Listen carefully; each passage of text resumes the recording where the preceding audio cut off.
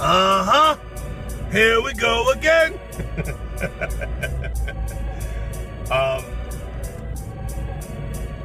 Last time we were talking about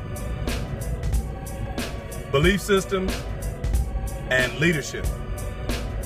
You know, I was talking about that there's good pastors and bad pastors, like there's good cop, bad cop, or what you call bad cops, policemen. Just like there's good people and bad people, regardless of what color they are. You either a white a-hole or black a-hole or yellow green a-hole. Either way, you still an a-hole. You and I, or us, sometimes we realize, man, if I could do this, we could be all right. Or if we could do this, we'd be all right. Or if we can do this, we'd be all right. Or if they did this for us, we'd be straight. No. What we're lacking is we don't arm ourselves physically. We don't arm ourselves with knowledge. We don't arm ourselves with control. We don't arm ourselves with networking and organization. And this is why Jesse Jackson and daggone, what's that boy's name? Frank Lucas looking cat. Al Sharpton could just march in, hold a church meeting or something, and just tell you a bunch of BS and ask you to sign up for his website so he can get a 3,000 likes on his Facebook or whatever the heck it is, and do absolutely nothing for you. You ever been upset with somebody when you were young, or somebody's been upset with you, and rumor control has it that they said so much things about you to other people that weren't true, because they're trying to build up everybody else around you to become your enemy, because that person has a problem with you. I just got to roll on the mat. I know y'all be like, man, this dude always picking and scratching, because I'm sweating, rolling on the mat, and I'm itching. I'm sorry. That's so bad.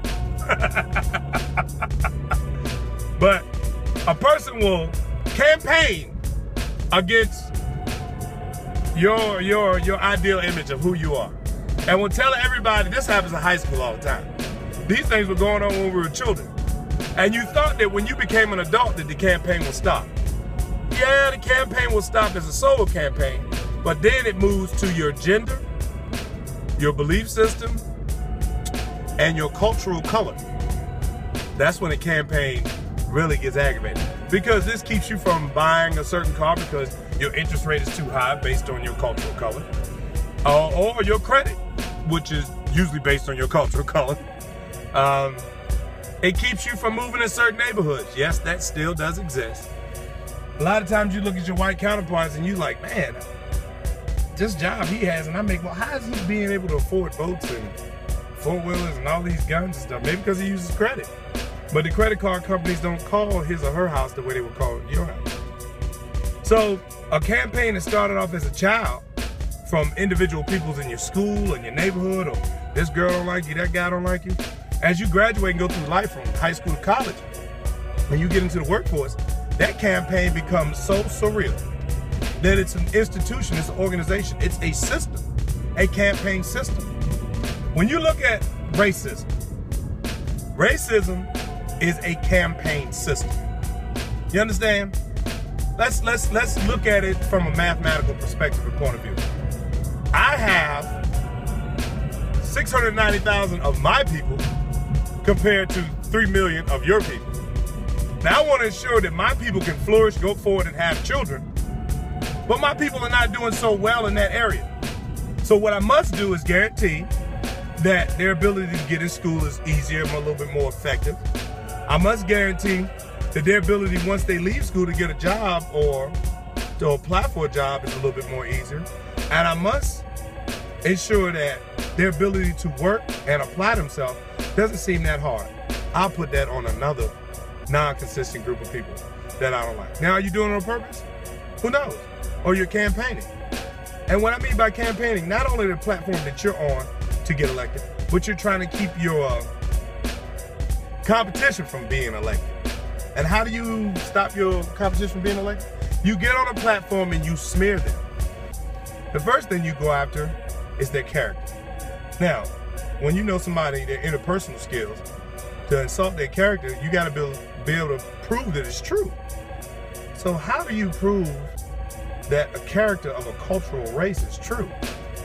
or you need something to back that platform up. And they call that the news media.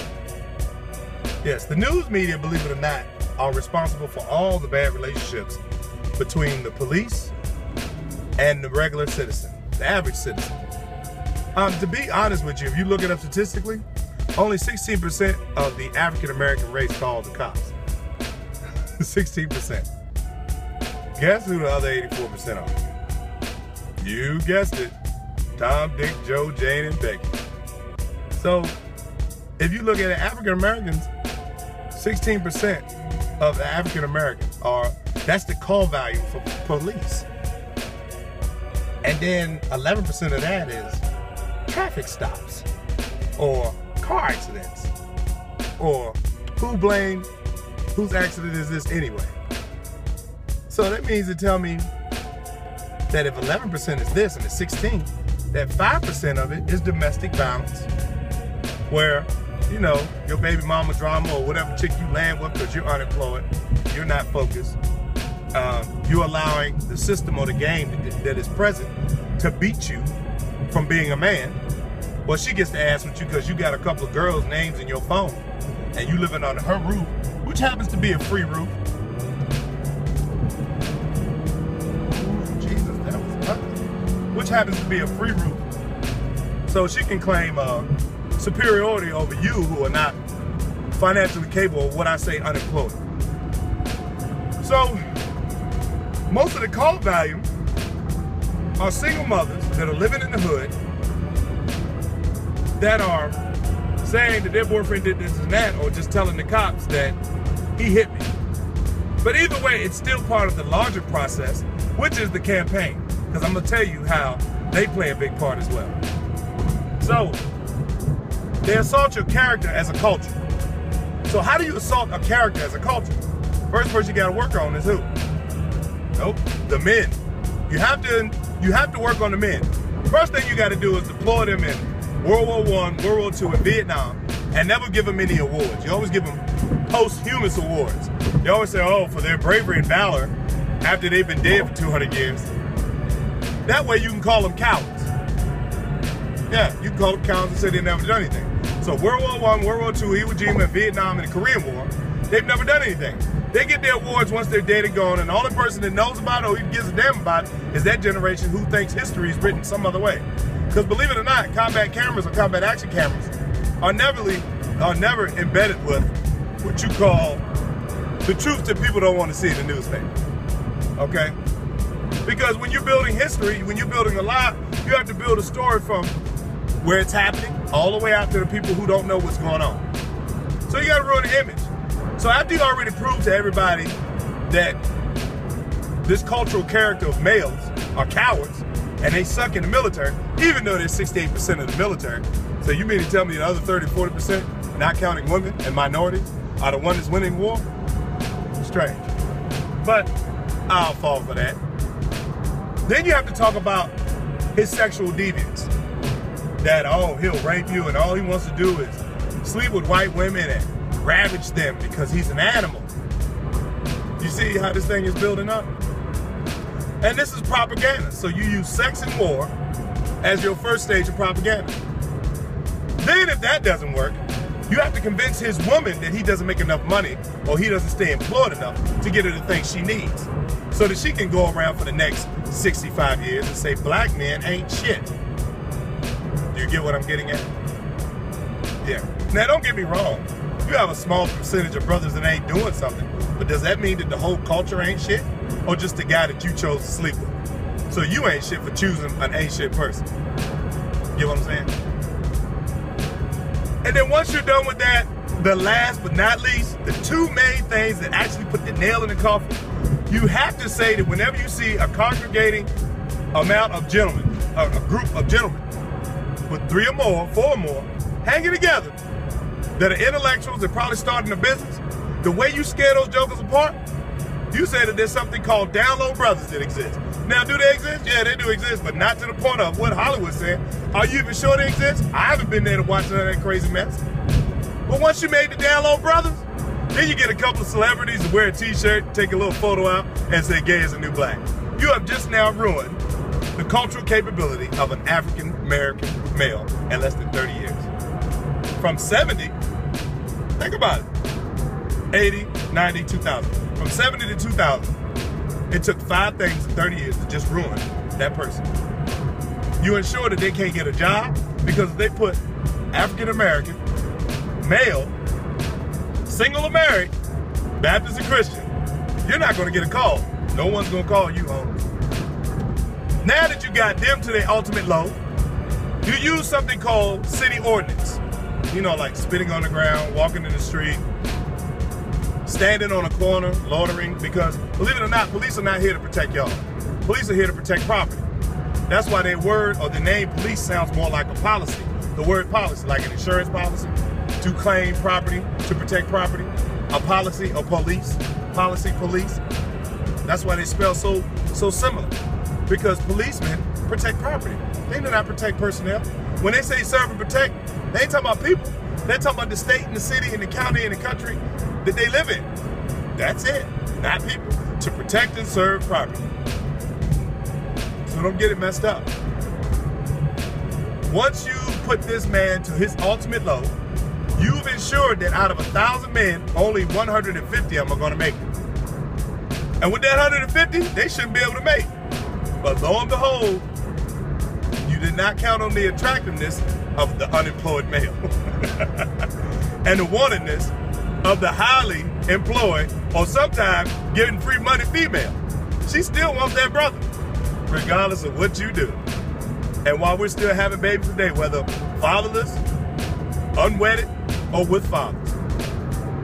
So we're still at a positive population growth. The only problem is they're still shooting out people and still putting them in prison. So this is a campaign that I'm talking about.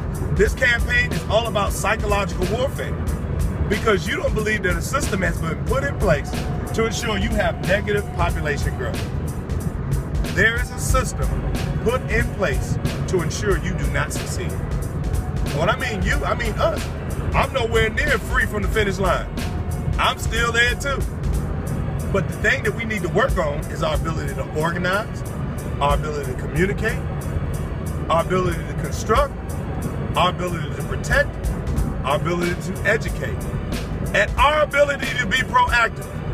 We have been reactive because we still don't believe that this system exists. When you have people that go to an arms room when they get in trouble, and they go to a law office, or they go to a legislative office, or they go to a couple of bureaucrats or people that are in high positions when they have problems. And then you got another cultural race of people that when they have problems, they go to church. Who you think gonna win? The one with the cops and the politicians and the bureaucrats and the governors and mayors? Or the people that are tired and put their money in church? Action, no action. And these are the people that don't believe there's a system in place. So why do you destroy the men? Because once you destroy the men, you get them out the household. It is easy to pick the women off. Because once you destroy the men, women are going to fill in the blanks where men left off. Which is why you have your lesbian and dyke females saying that they got a girlfriend or wifey. Because somehow, some way, the human DNA trait will fill that void. But it has to fill it with assistance. And the assistance that it fills it with is the television, music, and radio, and media. If you don't realize how powerful social media is today, to piss you off, to make you upset, if you don't realize what social media does to you, to ensure you fail, then you probably need to get off social media. You probably need to get off social media quickly. Because every time you read a negative post, you see some celebrity, black male celebrities kissing. That makes you upset, but you don't realize it's been photoshopped. So many people today do not believe that their camera and their speaker and their mic on their phone can be remotely operated just by a keyword. So many people don't believe that things can be controlled on the surface from our upper atmosphere. So many people don't believe today. They may know what Photoshop is, but they never played around with Photoshop to know what you can really do with Photoshop. You can take two people from two different locations and put them together on a background, and a picture that never exists now exists. Back in the Cold War, or right after the Cold War, what you call the fall of the Soviet Empire and us deploying into the desert, Photoshop helped a lot. When you have people that don't play right in the Senate and the Congress, you make sure you saw a picture of somebody taking a picture of his penis and sending it to somebody. And you gotta think, how smart is that as a public official to do that? So Photoshop is a powerful tool. So once you finish with the men, guess who's next?